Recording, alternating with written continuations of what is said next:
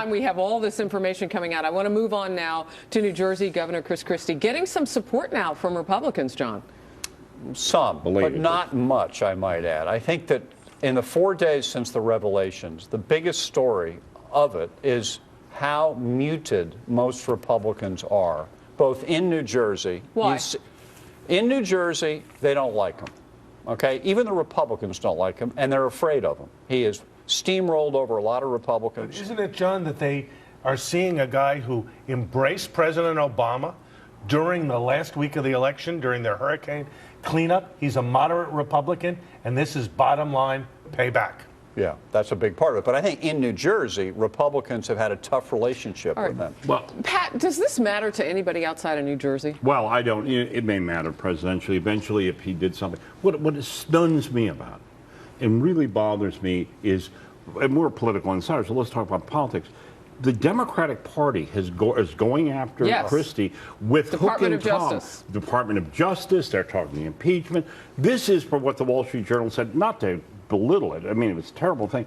But a traffic ticket, compared to Benghazi, the I.R.S., and these other scandals. I watched Bob Woodward this morning. Let me watching Bob Woodward say, everyone should investigate all these things. Well, what have you people been doing? The Republicans play like they are three blind mice. Can we talk about, though, the defense of I didn't know? I mean, when Governor Christie says I didn't know, you hear Karl Rove and others saying, well, it's Giuliani. He didn't know. He didn't know. When the president does that, nobody even questions him. He did that about the NSA. He didn't know. Okay, but he did that about the I.R.S. scandal. He didn't know. The contrast is this: the fury with which the Democrats are going after Chris Christie in 4 days, just like that. They got committees going, subpoenas flying all over the place. We are 9 months into the I.R.S. scandal. We're a year and a half since Benghazi. We have 179 Republican congressmen saying, please, Speaker Boehner, have a select committee to get to the bottom of it. And by the way, it might hurt Hillary. By the way, and Harris, they don't do a thing. The Democrats play for keeps. The Republicans play beanbag. They play beanbag, and this is the best example. And also, they have the press, mainstream media, playing it with them. Yeah. I was going to bring up the point about the I.R.S. scandal, the 9 months since. It's on all of us, though, to keep pressing the questions, but it's kind of hard when their answers are the hand.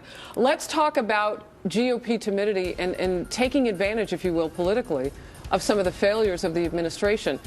Critics are saying, and I know you guys are among them, not enough is coming from Republicans.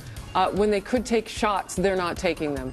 We have a lot of response on Twitter about this. Some political strategists see Democrats as vulnerable after the botched Obamacare rollout, weak jobs numbers, scandals within the administration. But the insiders here say the GOP response has been pretty quiet.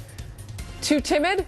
The Fox News insiders are coming back. Tweet us at Harris Faulkner, at FN Insiders, hashtag Fox Report Weekend.